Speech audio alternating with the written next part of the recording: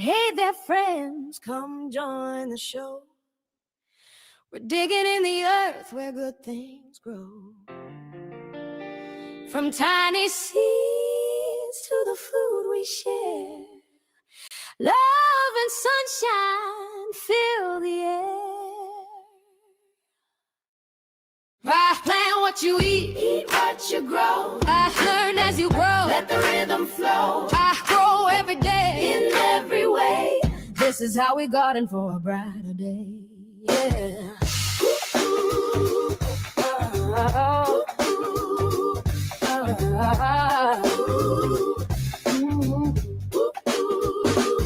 Grab your gloves and a trowel in hand. We'll turn this patch to a promised land. Tomatoes climbing, peppers in line. Patience and water make everything fine.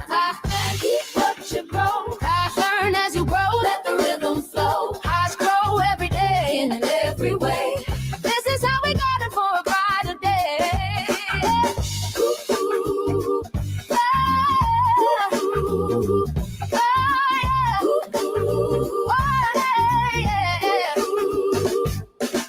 Compost turning the soils alive. Buzzing bees keep the blooms in drive. Every sprout's a story told of healing hearts and hands of gold. From garden beds to kitchen plates, nature's time never waits. Share your harvest, share your song. Together we'll keep growing strong. Let's plant what you grow. Hearts learn as you grow. Let the rhythm flow. Hearts grow every day in every way. This is how we got it for a brighter day. Let's plant what you grow. Hearts learn as you grow. Let the rhythm flow. Hearts grow every day in every way. This is how we got it for a brighter day.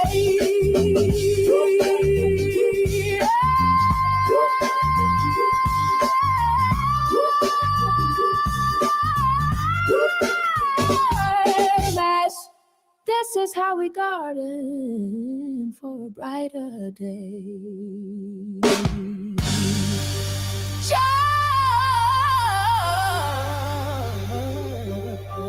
Georgia.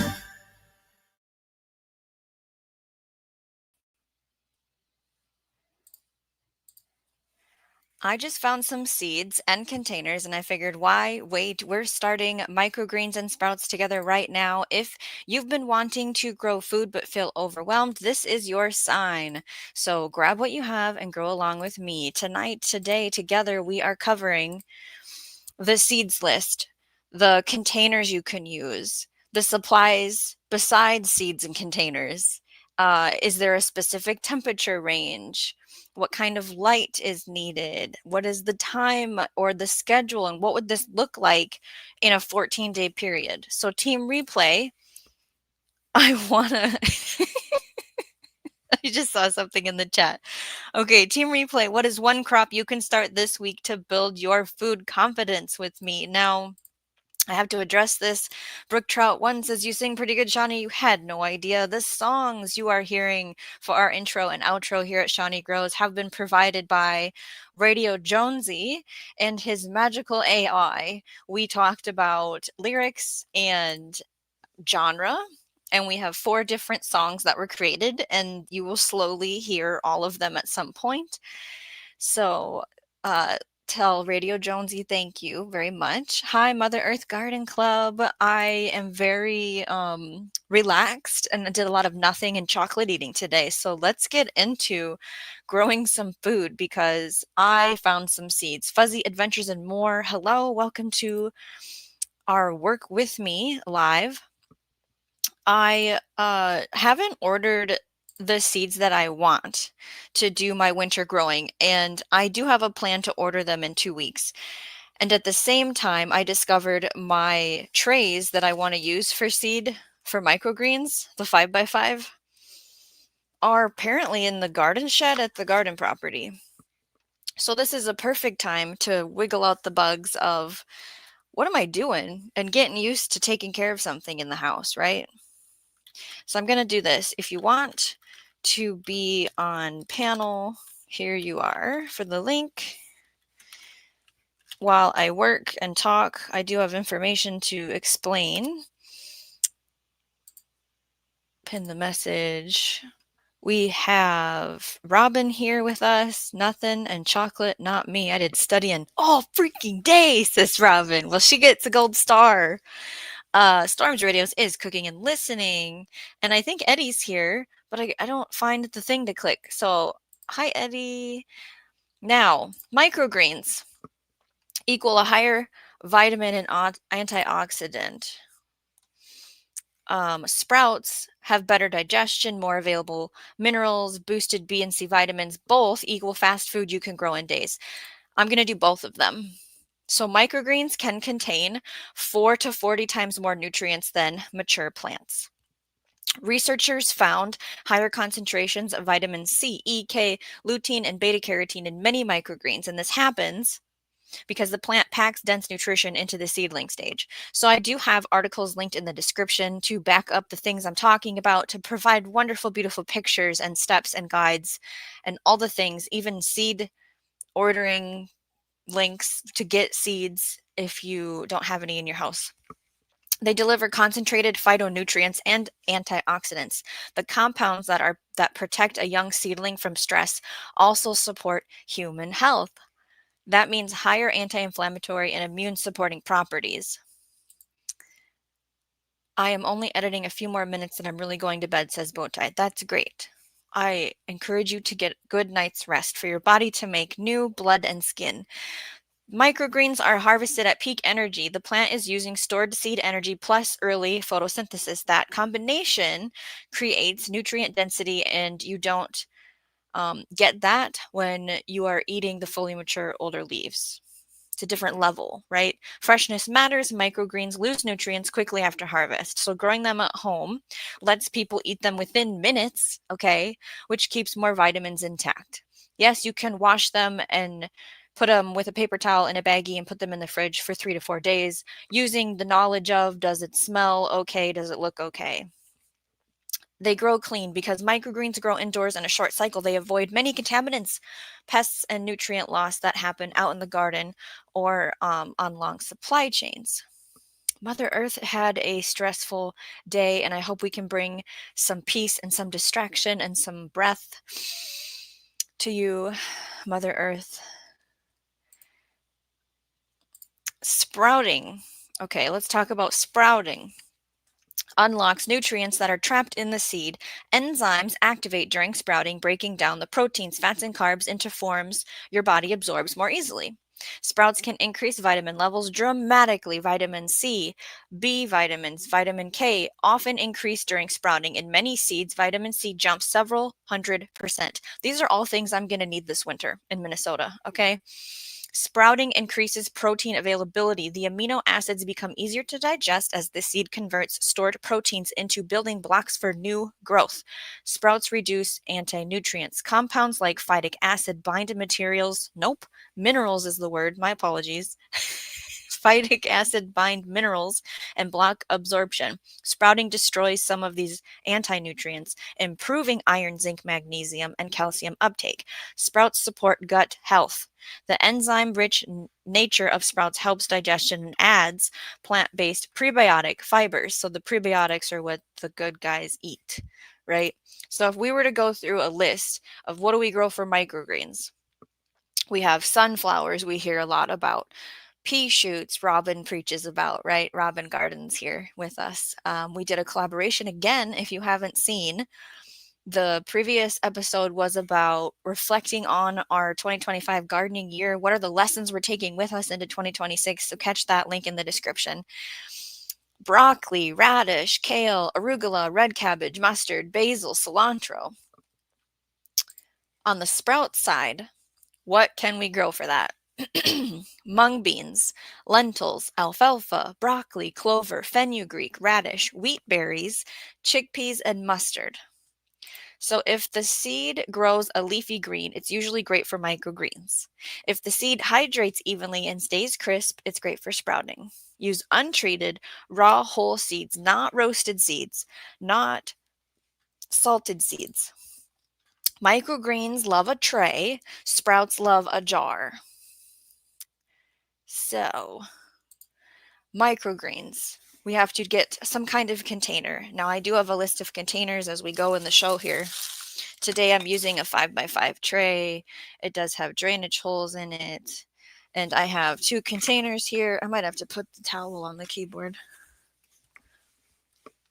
This is a type of potting mix with some compost. It's technically not ideal. Like, there's literally eggshells and stuff in here, and there was a chunk of wood I saw. I didn't open my new peat moss bag and rehydrate it or anything. I just had this laying around from some project. And then I have a dish of worm castings, which is extra. You don't have to have that. People use hemp mats. You put in the chat or in the comment section in the replay, what have you grown your microgreens in for the base? As far as the container and the medium, I would like to hear from you. So what I'm going to do is just going to sprinkle some stuff in, whatever's in this container of things. And I didn't sift it or anything, and I am going to kind of like pick through it quickly because we want the seeds to have a good chance. And this hasn't been pre-watered, so it's pretty dry and falling through. And I am going to just sprinkle some worm castings in here. And then I'm going to invite a lovely gardener to the stage to keep me company up here while we try to do this together and not wreck our computer. Here is Robin Gardens. Hi. I was writing, leave me in the basement until you need me. Oh, I just see there's a red little notification over there for me. Oh, it's because this is so dry. I have some water here, and I'm going to put it in my 1020 tray that I have, or put it over this pot or something here, just to let it have some water go through it. So when I broadcast my seeds on top, they're going to have a better chance at life, right? I am going to grab a rag and wipe my hand off. So let's see, before I move on, take this banner off. Where are we at in the chat? What kind of soil are you using? So this was soil in a container I found that I took from somewhere at some point, and it looks like it's a mix of compost and potting soil, and then a container of worm castings is what I have in front of me, because I did not open my nice mycorrhizal fungi sterile peat moss bag and hydrate it, and I didn't want to because I don't have everything to do like a big, let's get the whole system set up. Well, they don't need a whole lot of nutrition because, Yes. the nutrition is all in that seed to get them started, and you're going to be eating them before that point when they need extra nutrition. Very good point. Robin, you've talked about, is it a hemp mat? Yeah, that's my favorite. Audrey over at Real Food Comes Dirty got me into those. I buy them off Amazon, the little 4x4 mats. Amazon. Okay. I wondered where to get them. And I mean, I like them because, let's face it, it's clean. You can have it in your kitchen. I can have it in, anywhere, and I'm not making a soily mess. I would really like to try that. I've always done soil.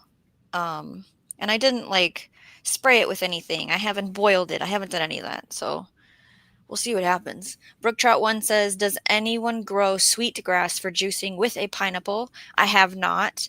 I do have wheat berries in my seeds, and I read here doing the research for this that I should be sprouting them. Mm-hmm. But then I think I can also grow them to juice. Do I want to do that? I don't know. We'll see how bored I get this winter. A Simple Happy Life. Welcome. We're doing stuff. Microgreens and Sprouts. Mother Earth Garden Club. I bought all the stuff to do the sprouting and just have never done it. So I'm excited to follow along with you and watch. But yep. After Thanksgiving. Yeah. These are replays are forever, right? I'll have this time stamped so we can come back to it when we need to. And I'll do future updates because we'll go over what 2 weeks would look like doing this. Mother Earth Garden Club says I use the mats for microgreens and jars with sprout screens on top for sprouts. I love that we have some experienced indoor growers in the chat with us. Emmanuel, the Ultimate Gardener, is having a live stream tomorrow. I think it's 12:30 Central Time. What can you grow in the fall for people like him in that zone? Oh, so we better go over there and support him and catch up, right? Absolutely. What is Bowtie saying? And who's not asleep yet? In my house, they need plenty of nutrition because I am most likely to forget them, survive or die. Yeah, so we need to like build a microgreen or sprouts routine schedule that works for your type of need in life.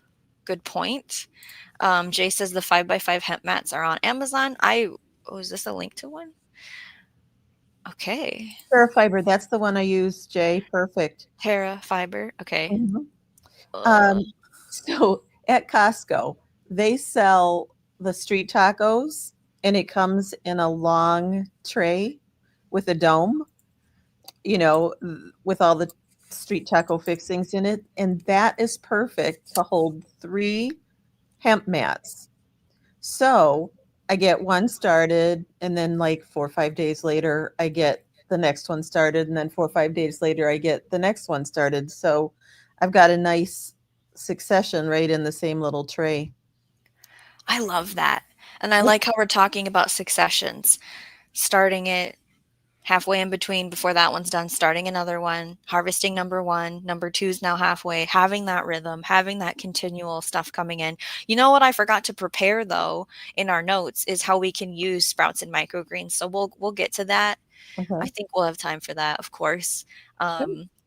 Brook Trout 1 says it's like a blood transfusion. That's how it was described to me. It was at a health food store, delicious and nutritious, but I missed what is like a blood transfusion? Huge tray of is it the thing you asked about? The pineapple and tray of grass. Love it. Okay.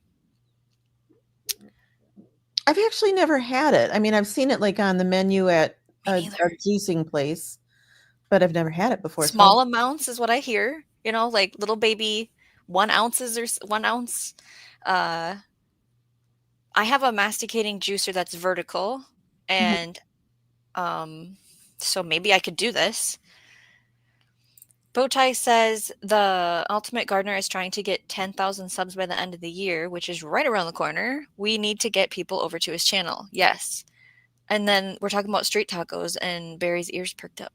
Hardneck Farms. Hey, we are doing some planting. So far all I've done is potting soil and worm castings, just because I have them sitting here in a 5x5 tray, and I put some water in it. And we're going to start with microgreens. We are going to go back to that seeds list. Okay. So I have 2 of these that we can do, which I should have started the other one. What am I doing? I have peas, Robin, that are from last year. They're not part of those ones that I bought. Okay. And so we're going to sacrifice them. And we're going to do this pea shoot thing. So these are shelling peas. They're called Green Arrow, and then I have another kind, but like there's plenty in this bag for me to do. And so the list is on the screen for seeds you can try for microgreens. Any kind of pea will work for you're only going to let them get about this big. So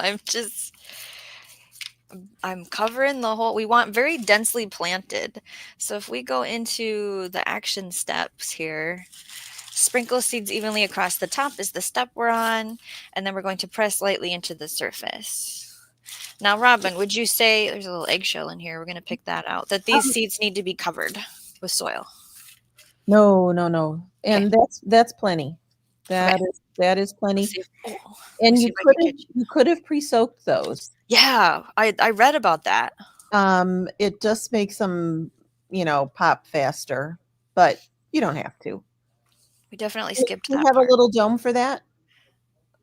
I could create one. Sure, you can. If I could nothing, you create can, one. put some kind of plastic over the top. Yeah. Yeah, I have all kinds of like this is a tray or a box. It doesn't that kind of fits. Now I don't know. you can put a tray over the top, and then you can make it dark. So throw like a tea towel or something over it, because that helps peas germinate as darkness. That's You good to kind know. you're kind of faking them out. Yeah, this microgreen step list was talking about covering them for 2 to 3 days to let them sprout, which means no light, and then moving them to light and watering Mhm. lightly. We don't need to completely soak them, and then the harvest. For the pea shoots, we were talking about 2 to 3 inches, and then you're snipping them at the surface. And you told me this trick that I didn't know with pea shoots is let it stay in there and you'll get a second round. Is that correct? Mhm. Okay. You can get away with letting them get maybe 6, 7 inches before you cut them. 6, 7 inches. The risk why we're saying this measurement, I believe, is they'll get more hard or they'll try to start flowering and grow peas, and then it's using its energy differently and it won't taste as good. It takes a long time for them to get to the flower stage, so you just want them to have some good yummy leaves on there to eat, Okay. but not a lot. We are looking back in the chat. People are talking to each other and supporting each other's goals in YouTube world. That's lovely. We have another container here. Now, I'm taking out big chunks of stuff because I didn't filter it. Like, what is that, a walnut? I don't even know what that is. Wood. I'm just doing this quickly live because I didn't prepare that part of the show. And I have worm casting sitting here, so I'm just topping that with that. And I'm going to give it a mix. And I'm going to water this because I did not pre-water any of these materials beforehand, which is what I prefer to do, to be honest with you. Now, if I would have had 3 containers, here's how this would have gone. The next one we would be starting would be sunflowers because I think they are so stinking good, okay? But because I couldn't find my other containers because I guess they're in the shed at the garden property, I am going to look at what I have for this container I found from seeds that were left over because these aren't the seeds that I bought in the seed haul. And I haven't ordered seeds for next year yet. I have never So, tasted a sunflower microgreen. oh, it's so good. Yeah, I gotta try that. Uh, it's a thicker, stronger shoot sprout. So if we look back at our microgreens list here, I have radish, kale, turnip. Turnip's not on the list. Kohlrabi, I think would work because I've seen that in packets, but I think that would go Oh, good with the kale. absolutely, any brassica. And then this is another radish. So what I want to do, because if we look at our sprouts list, radish is on that one. So for my microgreens in this next tray, I want to do the kale and kohlrabi mix, and I'm going to put these radish aside for when we do sprouts next. So I have a great supporter of the channel, and I'm going to invite them up on the panel before I get this planted. Welcome, Radio Jonesy. Hey. Hey, welcome. I mean, hello. Great to hear you. Great to see you. You're gonna head home soon, or you are? What's going on? I'm still working. Okay. Doesn't look like it. Everyone says I sing so beautifully, Radio Jonesy. You do. You got a fantastic voice. I was bored and I sat around and ate chocolate all day, Jonesy. So we're gonna play with some dirt and seeds in my living room together today. Oh, nice. Yes. Do you have anything you want to talk about before I get started? No, I'll just listen and walk around while you're. Yeah, that looks great. It's really lively there compared to here. It's windy, isn't it? It's spring. Yeah. The plough in. Stanley's oldest. Okay. That's this place here. Interesting. Okay, I'm gonna make me big for a minute here. So back to our 5x5 with the sorry, it's dark. The compost potting soil mix with worm castings that's been moistened. I have seeds in my hand and I'm broadcasting them over the surface. That was the kale. I'm just putting it all in. Just put it all in. You don't even need to put it all in. No. Oh, you did. No, it's not that bad. I don't know if you can even see the seed. Okay. Probably can't. It's not that bad. Okay, it's not that bad. And then I'll just do a little pinch of the Clorox. You don't need any more. There's some empty spots in the soil. Okay, there is some empty Move spots. the ones that you put in there, move them around a little bit. That's plenty. Okay. Trust me.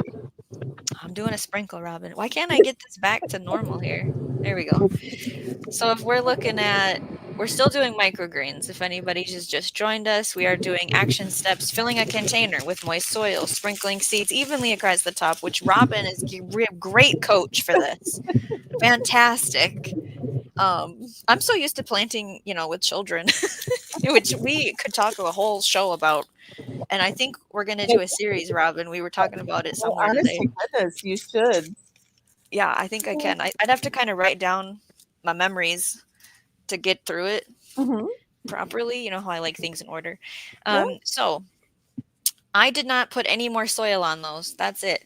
So now Robin was talking about ways to cover the containers so we can encourage them to germinate. And then after the 2 to 3 days, we will have them move to light.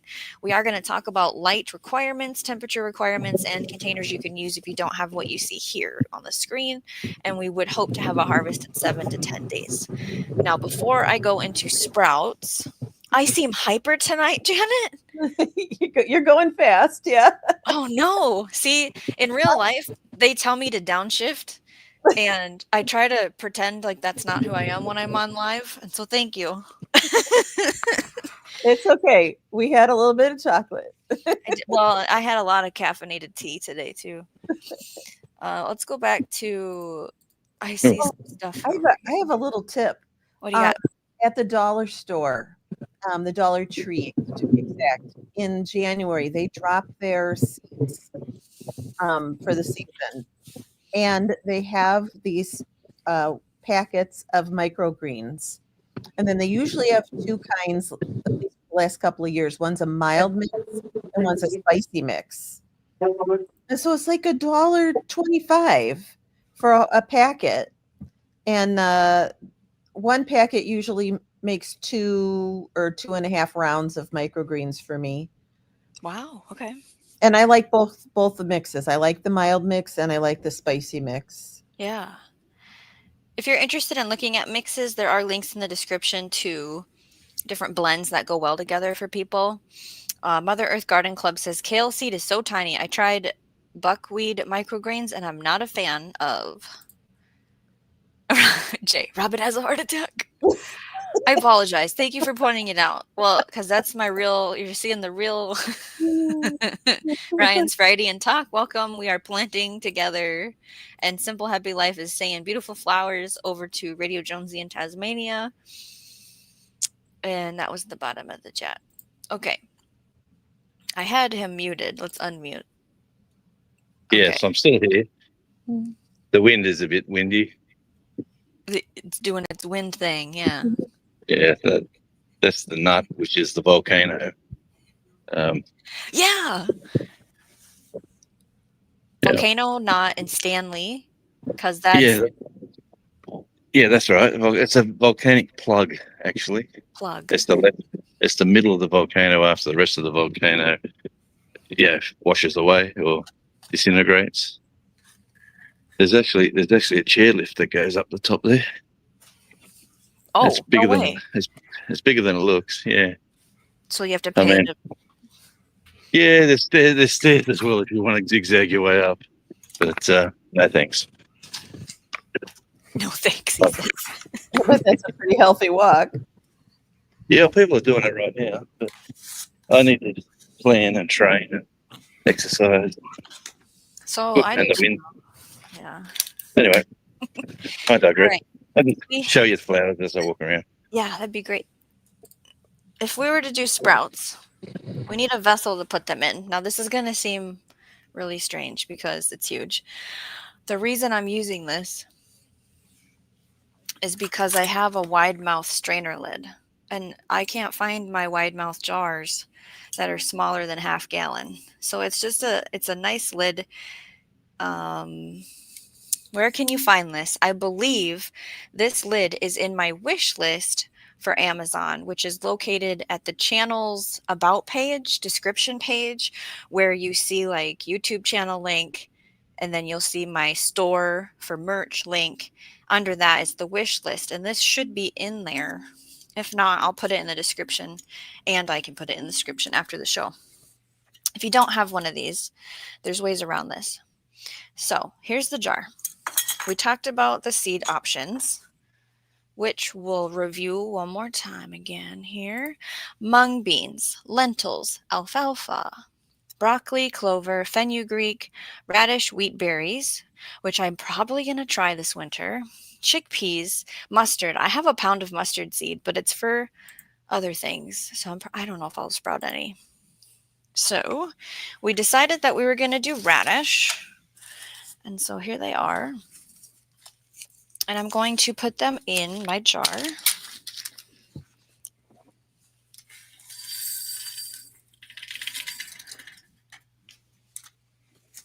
Now, if anybody's done sprouts before, tell me, do you measure a tablespoon, 2 tablespoons? Do you cover the bottom of the jar? What's your magic? How do you know your amount to put in? I'm just dumping what I have.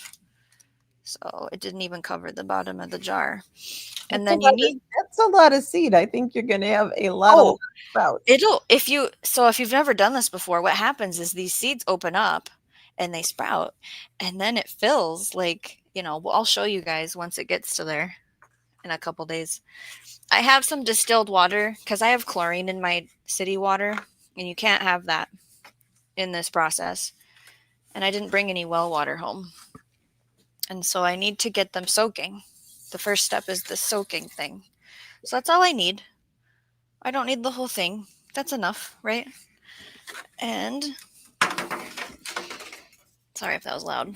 Then I take this special strainer lid and I'm putting it on top. So the jar is clean. The water is not chlorinated.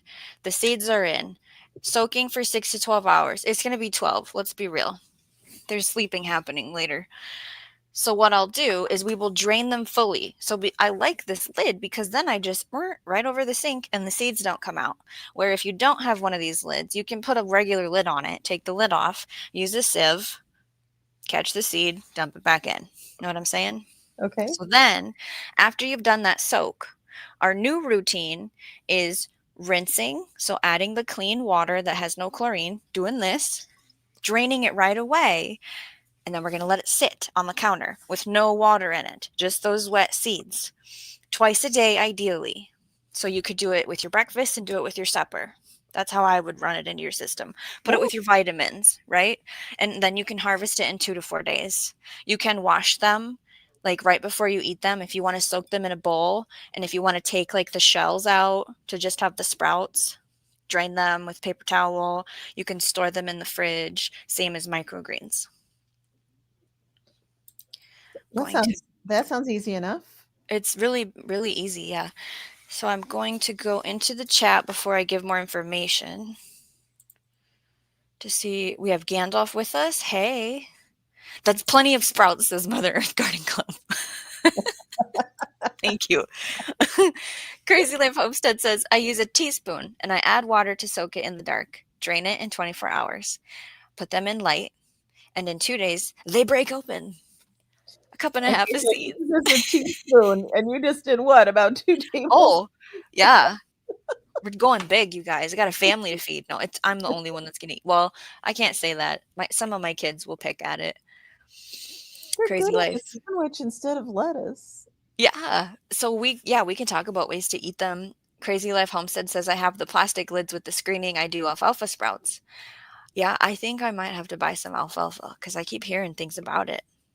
For in the garden and for in your body in the winter. Mm-hmm. Going through, you can use fabric screen and a rubber band. Love that tip, Jay Dixon. So true. Mother Earth Garden Club says the screen thing helps a lot. Yeah, it makes it a little simpler. Bowtie is still here. Editing. There's some wind. His Florida is going to be 57. That's 14 Celsius for Radio Jonesy. Oh, Crazy Life. That's going to be so great if it does fill the jar, because then it was meant to be. Since I couldn't find a different size jar. My steak eats alfalfa, says Gear Grindin. Okay, so what do we have next to talk about? Let's go over containers again, because maybe you're like, I don't have any of the things you're showing, right? I was winding back. So the mung beans are not that expensive in the store, in a bag.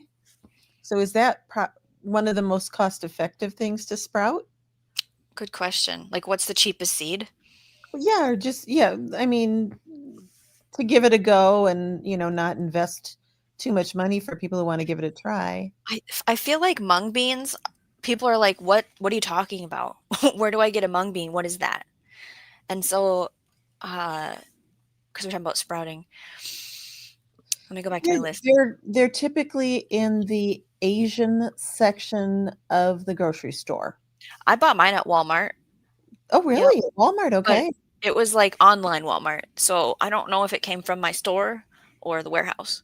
Okay. But I can't find them in my house, but I can find it in my shopping and then send you which type I got, because they have an actual website that you can buy from versus buying through Walmart. Okay. And then let's see, what would we have in our pantry out of this list? Lentils. If they're at the store and they're not like the split kind, you could possibly just pick up that bag of lentils for the sprouts. Oh, and then chickpeas they sell at the store. And mustard seed they sell at the store in the spice aisle. But mung bean would be the most delicious. If you want to like actually like it for sure, I would start with mung bean. Okay.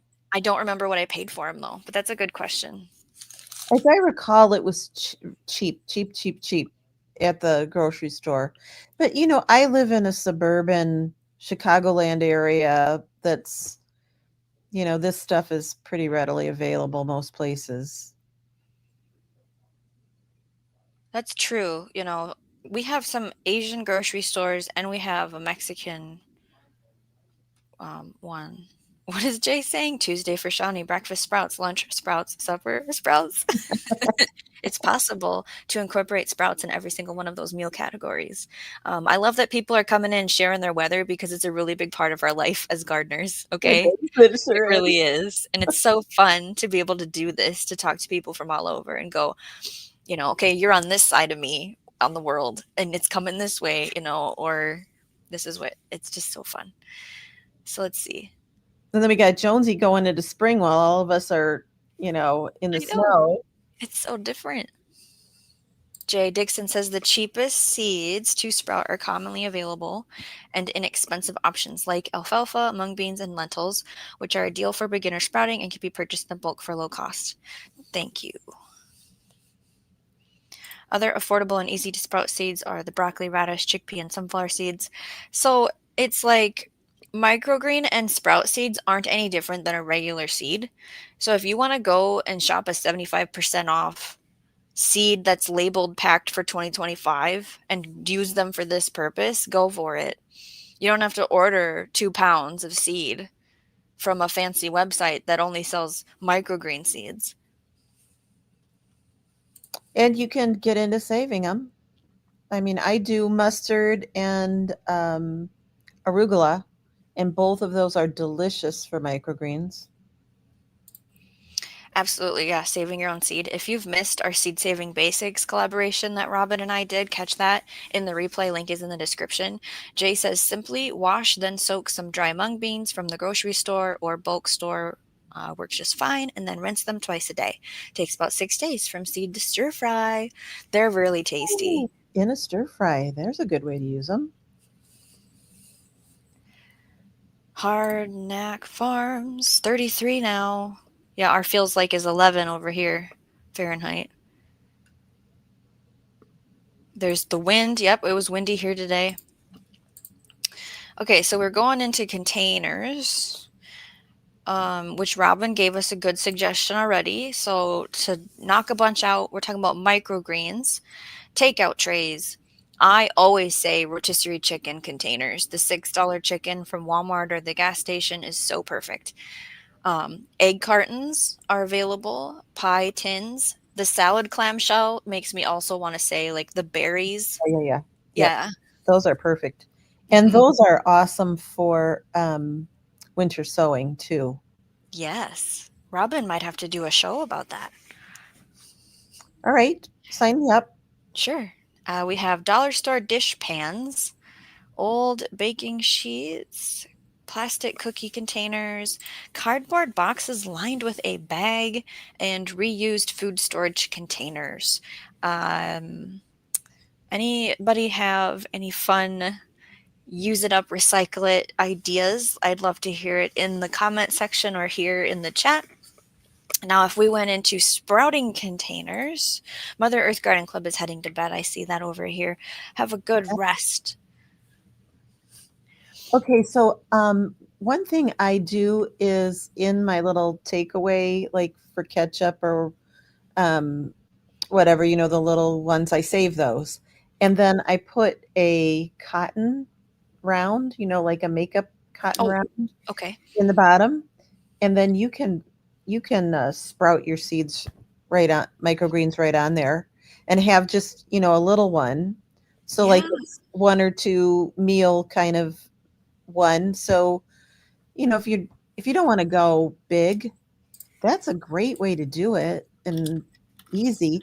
And you know what? You don't even need to do like a little cotton pad. You could um, cut a circle in a paper towel and that would work. They're not going to be in there that long, No, right. So some sprouting containers, mason jars, pasta sauce jars, wide mouth drink tumblers, old pickle jars, glass flower vases with a mesh top, cold brew coffee pitchers, a reusable water jug with some kind of mesh cover over the opening, a French press you can do sprouts in. If we want to get into the temperature, if there's like some specific scientific math when doing this, if we had to talk about it, for microgreens, we're indoors, remember. The best range is typically 65 to 75 degrees Fahrenheit. If it's colder than that, it just takes longer. Too hot can dry them out faster. So, what I like to say is if you live like in a lizard den, I'm looking at you, Mushroom Mark, and you have that thing cranked to 80 all the time, you might not want to grow your microgreens there. You just might have to water them more. If your house is comfortable to you, and you can live in your house, this is going to work. Okay. To talk about light, microgreens do not need intense light. So Robin mentioned how we were covering the seeds to help get them into germination. After that blackout stage, giving them indirect light. So a window can work, a basic shop light can work.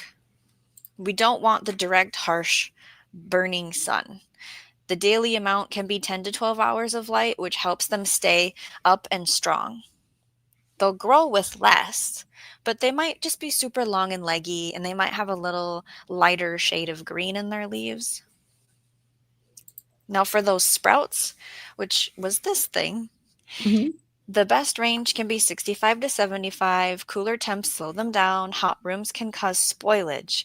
So it's important to keep things rinsed and then like when we're done harvesting things, keeping them in the fridge and then rinsing before eating.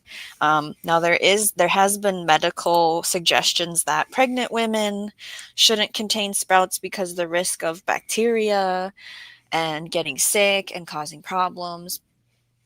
I'm not a doctor. Do your research. Talk to your team of healthcare providers if you want to know if sprouts or microgreens are okay for your immune system, health, environment. The light conditions for sprouts They don't need much light at all. I leave them on my counter in my kitchen. I do have 2 windows in my kitchen, but I'm not putting them in the window. You can only brighten them for the last few hours if you want greener leaves, like at the last day. If you Mhm. want, that extra green, then you could expose them to some more light. I'm going to go over to comments, and I'm just going to read what resources I've provided. The articles are the ABCs of Microgreens, the Ultimate Microgreen Cheat Sheet, another microgreen article, but it's from Epic Gardening. So it's like, it brings you to a page and then it has, what do you want to know? It has all these different types of where you want to go next about microgreens. Now, True Leaf Market, I've ordered from before as far as bulk seeds, and they do offer kits and supplies for these kinds of things we're talking about. And then Botanical Interests is where I'm going to be ordering my microgreen seeds in a couple weeks. So I've linked that. And then the pros and cons of growing your own sprouts is from Gardenary. You might have heard of that company. So make sure you take the time to check out some resources that we've provided if you have any questions. Now, we had the chat speaking about pigeon peas, which in my brain I can't even picture. I'm going to have to look it up. Oh, that's a good point too. Crazy Life Homestead has another point we want to make. And then I can talk about ways to use them. What does a pigeon pea look like? You were talking about these the I was other day. thinking about what would make them not healthy, and it's, if you don't stay on top of it and do what you're supposed to do and rinse them well before you eat them, you could get moldy, um, Yes. just because of the environment. Oh, one other thing, I like to use a little spray to just Ah, to water them. to mist the surface Mhm. versus dumping water. I use a sprayer. Yes, that's a good point. I don't have it out right now. It keeps me from giving them too much water. Oh, you know what we're supposed to do, everybody? We are supposed to be labeling the date, what's in here, what we're doing. Okay. So pretend I did that. I even brought tape and a pen. There you go. I did it. Pretend I did it. And I am keeping my 5x5s in a 10x20 to catch the water that comes out of here. Just because that's how I have my system set up in my grow area in my bedroom. I actually just take the Scotch tape and write with a Sharpie right on the Scotch tape. Yes. I can't find any of my painter's tape because I live with other humans. Oh, check the note card out. So it looks like we answered the pigeon pea in the chat. Now, Crazy Life says chickens love microgreens. Thank you for bringing this up. We've talked about how to grow your own food for your little feathery, furry creatures in a live stream before. And yes, you can grow different rotations of these in the winter and throw it out for them every week. If your chickens respond well to it, I say go for it. They even respond well to sprouting their grain, letting it soak overnight. So that'd be pretty much what we're doing for ourselves, right? Yeah, and makes their food a little more interesting, right? Yes. And we talked about that nutrition factor. Now, I do have an extra packet of bush beans here. And my body says, I don't think I want to eat that as a microgreen or a sprout. So I don't think I'm gonna. It sounds like it would be tough, not nice and tender. Yeah, you'd need to maybe go online and see if anybody else has done that. Hello, Foxed Outdoors. If I had enough clearance, like, because I have less than 12 inches before the next rack starts on the shelving unit. Mhm. And so if I had clearance, I could grow bush beans inside possibly for the winter, but I don't love green beans. Nope. So why would I do that? But if they, you know, So how do you like to use your microgreens? Or are we at that point? yes, let's do that. I was just going through the chat to see if there's any labeling is important. Remember I said labeling, please label your things. Okay, so ways to eat microgreens and sprouts. I'm going to read the list, but off the top of my head, sandwich, garnish on a salad topping are my two go-tos. You can even like, oh, I need a snack. Get the bag out, eat some. You know what I mean? And it's great. It's just like when you go to eat a handful of nuts. That's what it reminds me of. So the list says salads, tossing the microgreens or sprouts into any salad for the extra crunch and nutrients. Your sandwiches, your wraps, adding a layer in for flavor and texture. Smoothies, blending them into the smoothie. So the pea shoots, or maybe you started spinach, that would work good for that. Now, what I would like to try doing is garnishing it on eggs, like when you make an omelet. Um, That's that's big for me. You know, I've gotten so I like to make just a French omelet, so plain in layers. yeah, And so you have a plain omelet and then fry like peppers and onions and then just lay that over the top and then some microgreens over the top of that. Same thing with a baked potato. You know, oh, put your favorite yummies on top of the baked potato and then put the microgreens on top of there. yeah, it's Uh, a finishing garnish. Now, how do chefs use them in a professional fancy restaurant? I I've had don't. them served on top of soup before. I've never done that myself at home, but that would work. People are eating bush beans as sprouts. Okay, I might try it then with those ones, not my other ones. Soup is on the list, which I'm a big soup life person. Mhm. Pasta or avocado toast. Now, sidebar, this whole avocado toast thing, Grow Veg was talking about the fava bean, the broad bean. And we were talking about them somewhere else recently. And we've talked about them with Carol from South Florida Sunshine Tropicals. And they were interviewing somebody that knows how to cook with them. And they made a mash, like an avocado mash, but with the mung bean. And I Okay. don't remember what was in it. I think it was like garlic, lemon, oil, salt, pepper, that kind of thing. It's And literally he's like a like, hummus. They made a he's like, hummus. I could just eat this like with a spoon. They were using a chip. Mhm. And then she goes, yeah, you can put it on toast. Because I don't like avocado. And so I want to grow this bean next year and do this recipe because I think I would like it. Yeah, it's like a hummus. It sounds exactly like you'd make a hummus, right? It does. Yeah, you mush something, you add an Mhm. oil, a fat, a salt, an acid. Brooke Trout one says, just checked 3 trays of started plants for the garden, kind of destroyed by the new, don't want to say it, cat. CAT. You got to protect it. See, I haven't grown indoors with a cat yet, everybody. Ooh, true. Uh-huh. But he's never been on that shelf. He's never climbed. Where are you? He's sitting next to me on the chair. He's never climbed on that shelf. The bush beans, I think, is what Jay's talking to me about. The small tails, then we can eat them. So the other things were stir fries. You add it at the last minute. Like how you prep everything to do your stir Mhm. fry before you start it. And then you have your go through this, go through this, go through this. It's the last step Or just sprinkle it on top, right? when it's on your plate. Yeah. Um, Juicing. So that was also brought up. The wheatgrass or even broccoli. And it's like, if you've never done this before, it literally tastes like the end mature thing. Radish seed sprout tastes like a radish. And it's just, I don't know why it's so fun and exciting. Maybe it's because of all the nutrients in it, but it's just cool.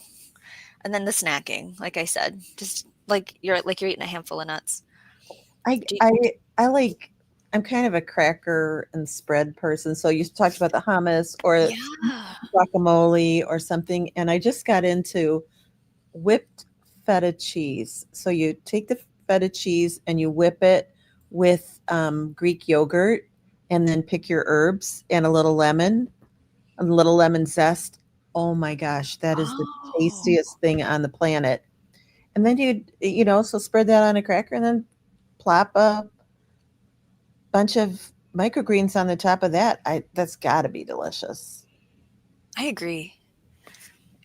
Or, one of those spreadable cheeses like a Boursin or Merck's Merrick Smirk, something like that, cheese. That's got to be good too. I love these ideas. So if we just, I don't have a visual for you, and maybe if you're looking for some kind of printable, downloadable thing, you can send me an email, shawneegrows@gmail.com. Let's work together to get this, okay, going. But you could start on a day, pick a day. Day one was what we're going to call it. I'm not going to give it a day of the week. That first day, you do what we just did. You start a tray of your microgreen of choice, which can be a blend, and you can start a jar of sprouts. So day two, you need to rinse your sprouts, draining the water, and now it's just sitting with the seeds in the jar. They're not in an inch of water anymore. You would check on your microgreens if you need to uncover them to have them go to light because they've germinated, or give them a little spritz because they need some water. I also have an indoor fan that's a rechargeable battery. It clips to whatever I want it to. I do put a fan on my microgreens just because I'm extra, and I worry about too much moisture and mold because that can happen with your microgreens. So here's the email for anybody that didn't catch that. So day 3, your sprouts are almost done. We're going to do the 2 rinses a day still. So you fill it an inch, a little bit more, because they could be sprouting, with some water that has no chlorine in it, and you drain them out, put them back on your counter, and then checking to make sure you have light on your microgreens and if they need water. So day 4, we could be harvesting our sprouts. It just depends on where they're at. If it's a tinier seed or a larger seed, how warm everything is, like we talked about earlier. That means you could be starting a second batch of sprouts. Go ahead. I'd say about 7 days is when you're going to normally For a sprout? for the microgreens. Yeah, no, we're not on microgreen harvest Okay. yet. Okay. Yeah, good point. What I would do at this point with the microgreens, I would start a second one. Now that we're on like day 4, I would start a second tray to get that succession going. But if you want to wait till day 7, go ahead. But you could be starting your second batch of sprouts. Once you get into this and you've got like a jam, you can have 5 jars of sprouts at once of different things. There's nothing wrong with that. I'm just like, let's get it figured out with one kind before I dive into this. You know what I mean? So, everything that I pre-start or whatever has to travel between here and the place up Yeah. in Wisconsin, and it's winter and it's cold. So I tend to lean into the brassicas because they never have any problem going in the car between places. So that's just a thought if you're, crazy like me. I know bow tie, they travel to Arkansas from Florida quite a bit. During where they would have some things started, Well, if they did, if they did. Yeah, otherwise you're hiring a plant sitter. yeah, for the inside, that's just asking, too much. So I just bring them with. Plus, Josie says he was okay, talking to a lovely old man from Wisconsin. Sorry, what, Robin? so with the seedlings, they all have like a different requirement, right? So, Yes. I mean, basically, my house plants, I'll just separate out the orchid because that's the one that you gotta do differently, and then all the rest of them, it's the same. Water them once a week, be done. So you can have somebody water your house plants, but your seedlings, no, they all need something different. It's hard unless you have like a gardener that understands, or you write out some detailed 3-page report on how to take care of them, like. Or, a very experienced gardener can still kill it. Yes. True. I mean, how many times have I done it? And I mean, I'm still capable of killing them. Oh yeah. It's that's where I think a lot of new gardeners get discouraged. Yeah, we got to get rid of that fear of failure. Just do it again. You just, Again. yeah. Yes, exactly. So we talked about why we should be growing microgreens and sprouts. What are the purposes? We talked about what seeds work for this. We talked about the container options, the temperature, the light. We went through how to get them started. Now, I didn't have like, here's what they look like on day 5. Like, you know how they do that in like cooking? Here's a finished and sorry. Okay. But I will come back on here and I will show everybody, whether it's in a short or on a live stream, show and tell. I will see you somewhere. And then we talked about ways to eat them and use them. So I hope this was helpful to everyone. I don't have any more banners of information, but if people want to keep talking about this or have questions, otherwise we're at an hour, which is a good stopping point.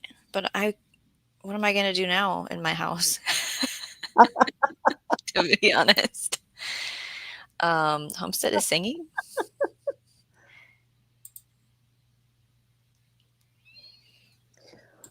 I don't know if I can find it easy. I wasn't prepared for this, but how about if I go see if I can't find those hemp mats? Oh, that'd be cool. Let's do, And yeah. then I can just go and tell. Okay. We'll see. I don't know. So Radio Jonesy ran into somebody in Wisconsin, and he said his name was JB. Do you know him? Did you ask him if he knows Shawnee? That'd be easier, don't you think? I'm trying to think of the town in Wisconsin that I would ask if he lives there, and it's not coming to my brain right now.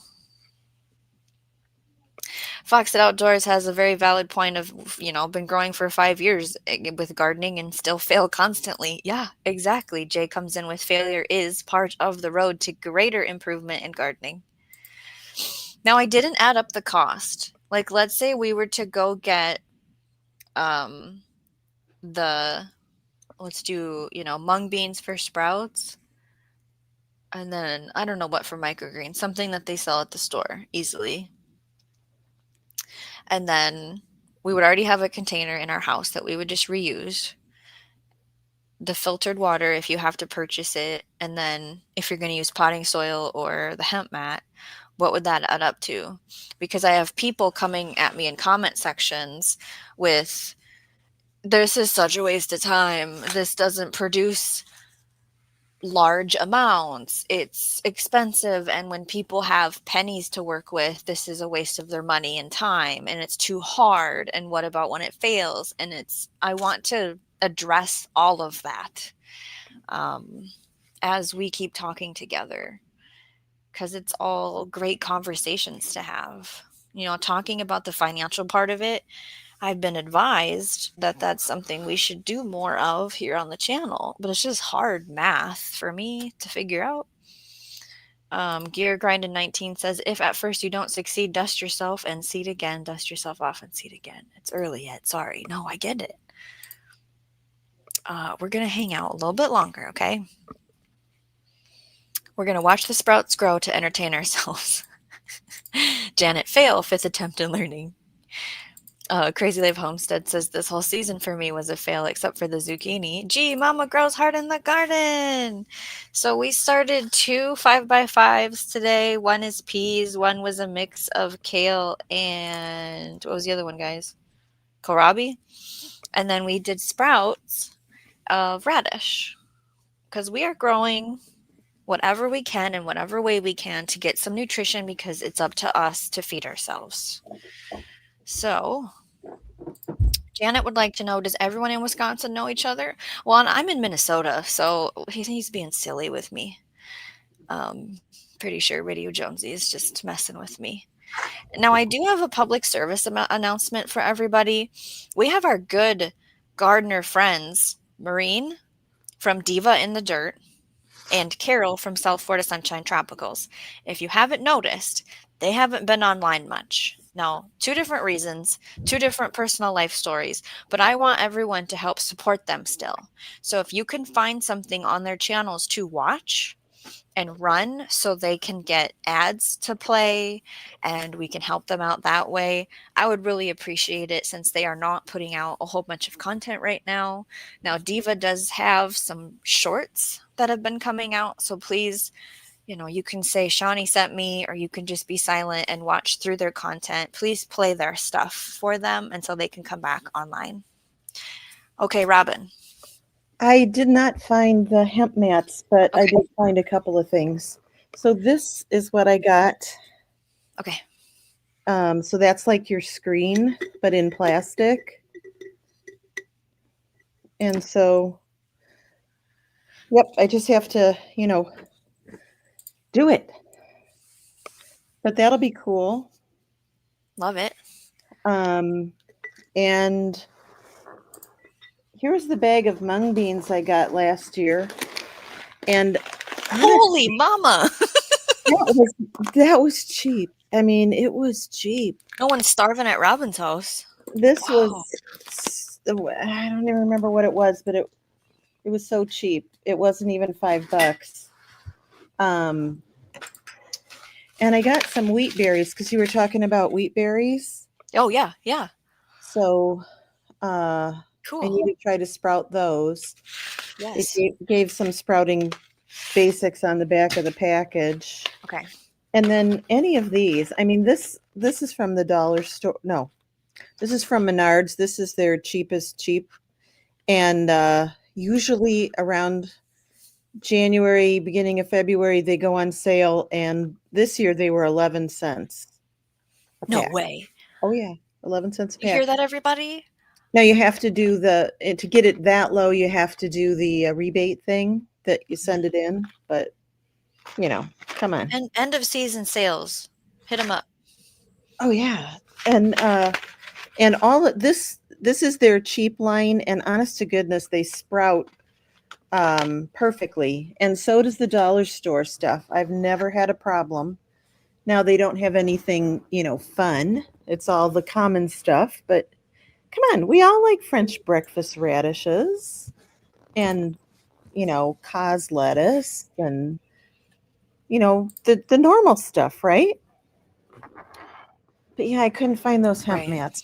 Just I can share an image Terra of the fiber. hemp mats. What? Is it? It's the Terra. Well, the ones I use are the Terra fiber, but I'm sure there's other brands.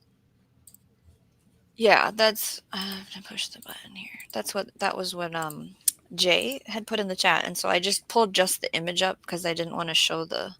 Exactly, Go that's like what they this. are right there. And they're so beautiful because it's so clean. You don't have soil in your kitchen to worry about escaping its container. Not that I'm opposed to that because, for 50% of the year, I'm dragging dirt into my kitchen anyway. There it is, everybody. So you would cut down here. I don't know if my mouse is on there. You could cut right here, and then you would harvest. So let me actually. Oh, geez. Is this it? There we go. Mm-hmm. So this is your container, and your sprout or your microgreens are up here, and here's your soil line. So you would have your hand on the top, like to grab them, and then you would cut, and then you just do this. Is how I harvest.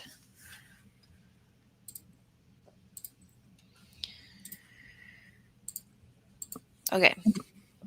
So Janet okay, go ahead. was going to ask, so I'm glad that I addressed that. What's up, Robin? No. You'll get to it. I see where you are in the chat now. Dusty says, watch for treated seeds, though.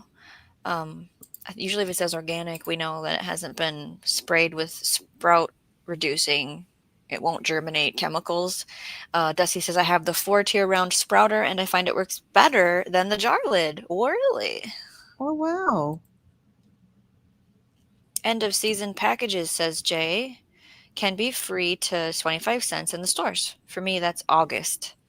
Oh, yeah, we're in November, so slim pickings, I'm sure. I haven't been in the stores looking at any of that. Miss Sharon says, all I try growing is common stuff. Brook Trout 1 says, instead of growing inside, we just planted our backyard garden.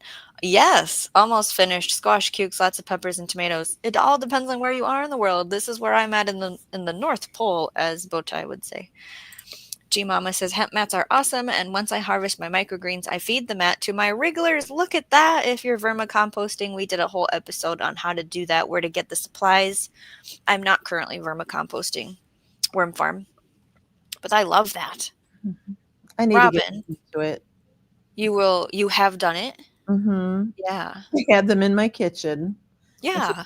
So people would say, what's that box down there? And I'd be like, oh, it's my worms. They're like, your worms in your Yes. kitchen? Well, doesn't everybody have worms in their kitchen? Yeah. If I did it again, I would do a bigger box. Like, because I produce so much that I could feed them that I want a bigger box. I did like a, I don't think I have one here. I don't know what the size was. I mean, it was not a big box. Yeah, Jay- they produce it fast. Mhm. Jay says treated seeds for sprouting are seeds that have been coated with a substance to protect them from pests, diseases, and poor soil conditions or to improve their germination rate and vigor. While these treatments are excellent for commercial farming, they are generally not suitable for home sprouting due to the chemicals involved. For home sprouting, choose organic, untreated seeds and use simple methods like rinsing or a short hot water bath for some types of seeds. Dusty says the sprouts don't knot up in a ball like the jar. Yeah, right. Mm-hmm.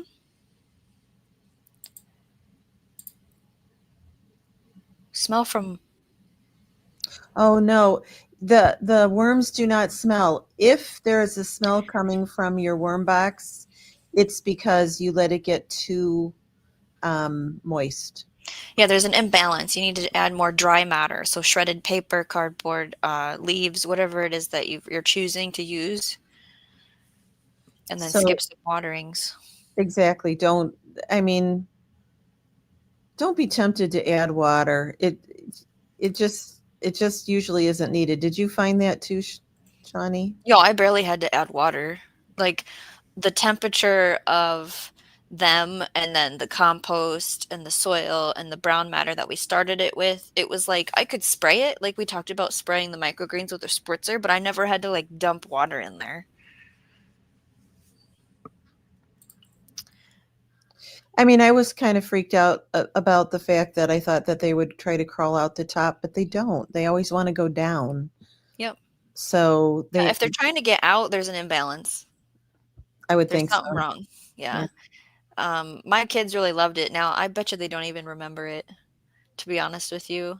Um, I should start it again. There's the video. Miss Sharon says, I bought a box of fishing worms and put a few in each of my raised beds, dig just a little on the surface and put food scraps in and cover to feed them. We've looked at keyhole gardens where the vermicompost center is right in the garden. You walk up to the center and there is this tube and it could be above or below. Like it's buried, and it might have something above the soil surface and you put your scraps and stuff in there and then it just feeds the bed. So you have it's like the long tube that has the holes all around it for them to crawl in and out of, and the lid on top where you can open it and add new scraps. Is that the one you're talking about? We've seen it. Yeah, we've talked about it on the show. I don't own one, but Okay. do you? No, I've not Okay. done it, but it looks cool. The thing I like about it is everything's then in the garden versus carrying the worm castings or harvesting the worm castings and then putting them where I want them. It's like, well, it's all in there. And yeah, I have worms in the garden doing what worms do.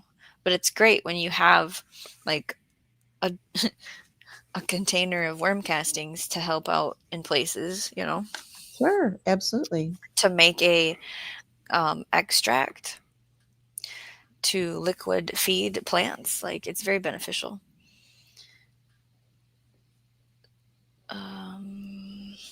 I think red wigglers are what I had. Yep, that's what I had. Beans Boy, hello everyone. Fantastic farmer takes us along for the picking of beans and the packaging carefully. It was like a melon or gourd or something to go to market. Works very hard.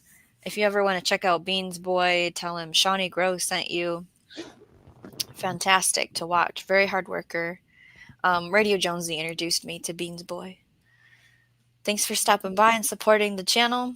We planted our microgreens and our seeds, and we did all our information. We're just kind of seeing if there's any more questions and just support each other. And we're talking about weather. We have to mention that we have to shout out our amazing Shawnee Grows channel members. Everyone makes such a difference in keeping the community thriving. It helps us do these kinds of projects. We can get a packet of seeds. We can do book conversations. I thank you for your support and encouragement and for growing alongside me every step of the way. You're the roots that keep the garden strong. So if you would like to become a member too, it does start at $1. You can check the join button. Maybe it says subscribe plus. There is a link in the description. If none of those are showing up for you, you will get special perks. There's videos loaded in there that no one else can see besides the members. Sometimes it could be a short or a photo, or you'll have access to one of the videos before other public release does. And when we get new members, that's when we do have a little bit of story time, which I've gotten a lot of good feedback from people that they enjoy it. I do want to mention that we have a merch store and you can now grab your own little piece of the garden. We have our autumn fall garden flag, embroidered patches for a hat or bag. Excuse me. Of course, stickers and magnets to decorate all of the things you would put a sticker on. Mushroom Mark would put it on his mini fridge. We do have garden themed puzzles if you're looking for something to do for Thanksgiving or a Christmas gift. We have kid size and the complicated jigsaw size. And of course, Shawnee Grows t-shirts, sweatshirts, sweaters, hoodies. Each design celebrates the heart of this channel, growing every day in every way, as well as learn as you grow. And you can find everything linked in the description. And like I mentioned earlier, I have started a wish list. And if you wanted to peek around in there, it does have all the books that I'm looking at getting that we'll talk about on the channel. I'm going back to the chat side here. Oh, the pork loin gear. So we have a pork loin. It's just the little one that he was supposed to grill today, but it was too cold, he said. So it's just going to sit for another day. I do need to roast a chicken tomorrow and a butternut squash. That's on my to-do list. Don't forget to roast those seeds, unless you're saving them. Oh yeah, no, I'll roast them. I've already saved. Have I already saved some? Well, I have a lot of squash. I'll roast these ones. My favorite is with a little avocado oil, salt, Mhm. pepper, and a little smoked paprika. And so my baking sheet, I do put a parchment paper down that doesn't have the bleach in it. And then I'm doing, is it 400 degrees? 400 works, yep. And it's how long? Well, it depends on For a you. butternut squash seed. Start watching them at 10 minutes, but Yeah, it's could be up quick. to 15. 10 to 15. Crazy Life says I need to refill my dried hot chocolate stock. You know, it's funny you say that. Because it's cold out, we introduced hot chocolate to the children. Now, usually we wait till snow and it's after we build snowmen, but last year, barely any snow happened. And so we were like, we're just going to have it because we can.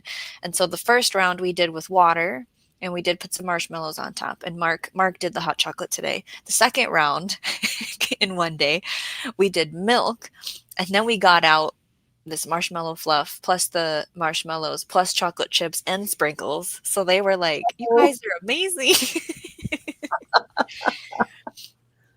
Oh no, there's sickness in the air for animals and people, of course. Gear, we grilled steak today.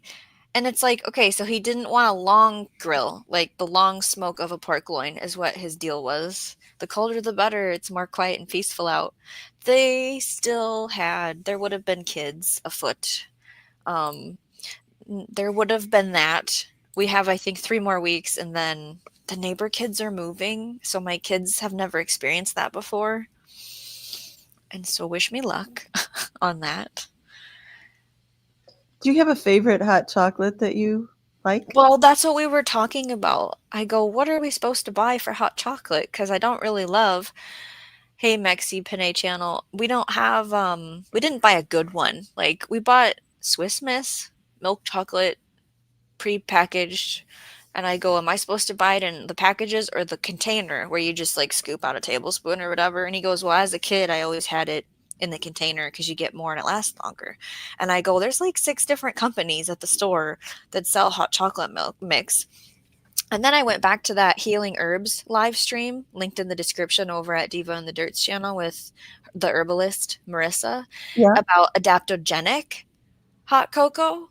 And so then I'm Googling, what is that? How do I get that? And it's got like mushrooms and stuff in it or spices. And so I go to Mark. I said, if I bought an adaptogenic hot cocoa, would you drink it with me? And he goes, yeah.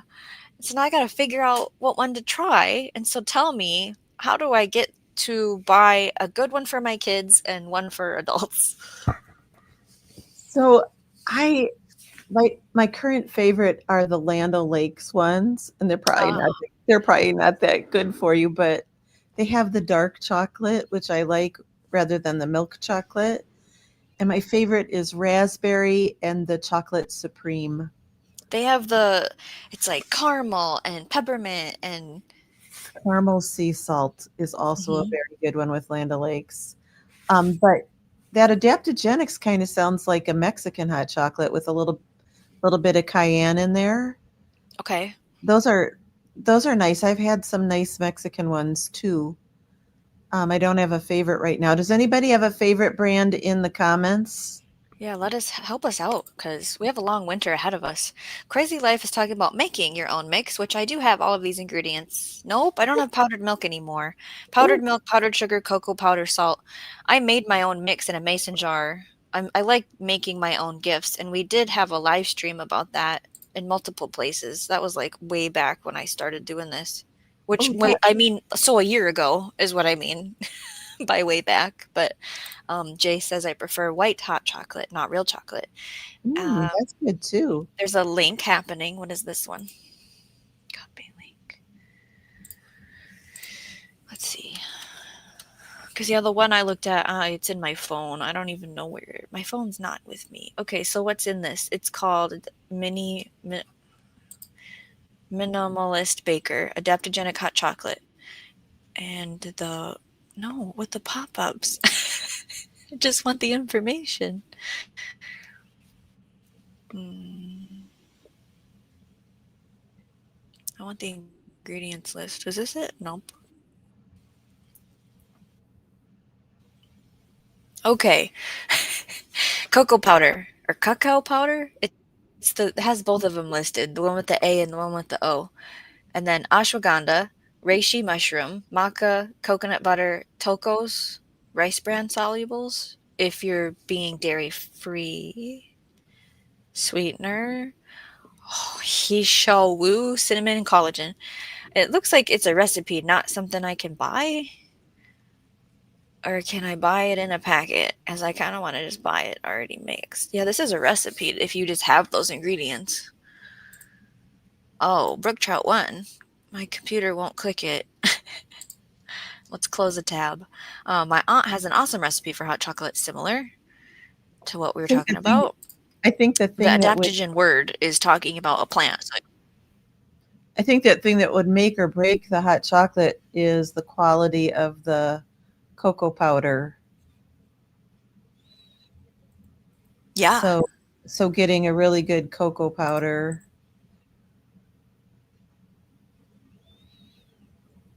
I I agree. bought a delicious one about 3 years ago. We were on a trip through Missouri and stopped at this little mom and pop chocolate shop, and I have never found cocoa powder like that anywhere else. But it's gone. Oh, I wonder where it came from. They produce it. They make all their own Oh. chocolates. So Cliff, I'm not a hot chocolate drinker, but if it's the adaptogenic one, I think I would, because I really love a good tea. Yeah, Jay put the link into Marissa's with Diva with Maureen's. That was such a good show. You might want to watch it in two goes because it was a real download of information to take in all at once. And then there's a question and answer afterwards, Part 2, where, separate stream. Yep. which had a lot of really, really good information too. And I think a lot of people missed that one The second one. based on the views. So the First one is here, and I have it linked in the description for you in the replay. And once you're over there, you'll be able to see part 2. Hit that one up too. I'm there. Robin's there.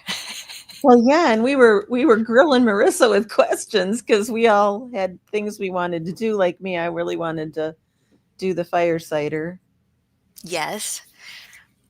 Which I haven't started a new batch. Again, I never bought. I need to buy apple cider vinegar. Dusty says, my childhood friend lived on a farm nearby, and I swear hot chocolate is all they lived on, probably because the milk came right out of the bulk tank. Oh. Finnish cheese? Do you know anything about this, Robin? In a coffee or a hot chocolate? Finnish cheese.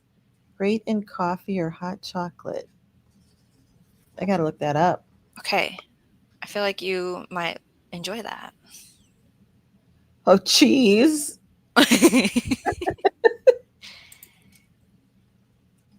There aren't too many cheeses I don't like. Limburger's one of them because I could never get it past my nose to taste it.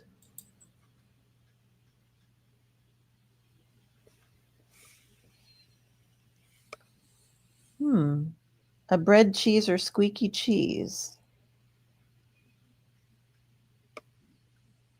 So you're grating it? Traditionally made from the cow's colostrum.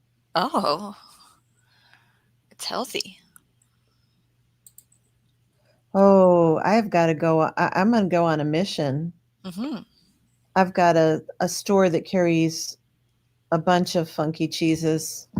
If anybody will have it, they'll have it. I love that. I'm not seeing any more questions. That was a fun little sidebar going into hot cocoa land. Loved that. Tuesday night, I looked at a few topics. I haven't prepared them because, again, I laid around all day. But I have time tomorrow to provide an educational, informational live stream on Tuesday. And I'm not going to say the topics I'm looking at because I want it to be a surprise. So make sure you are subscribed to be notified. It should be Tuesday night after 9 p.m. Central right here. So I hope to see you all there again. And I'm going to wrap up the show. I don't think I have a clever thing to read. Let me check, I guess. I don't think I made one. What did we say the other day? Oh, is this one I've said? If you've learned something new tonight, share it with another gardener. The more of us restoring the ground beneath our feet, the cleaner our food and water becomes, and our bodies and our minds for everyone. Okay? Thanks for gathering around. Keep creating, keep experimenting, and keep growing every day in every way. And I don't have this. See, the whole play and outro is not super easy because I don't have the paid version. So we're going to go to that next, and I'll be in the comments section. And then Robin, if you want to hang out, you know what to do. Okay. Bye, everyone.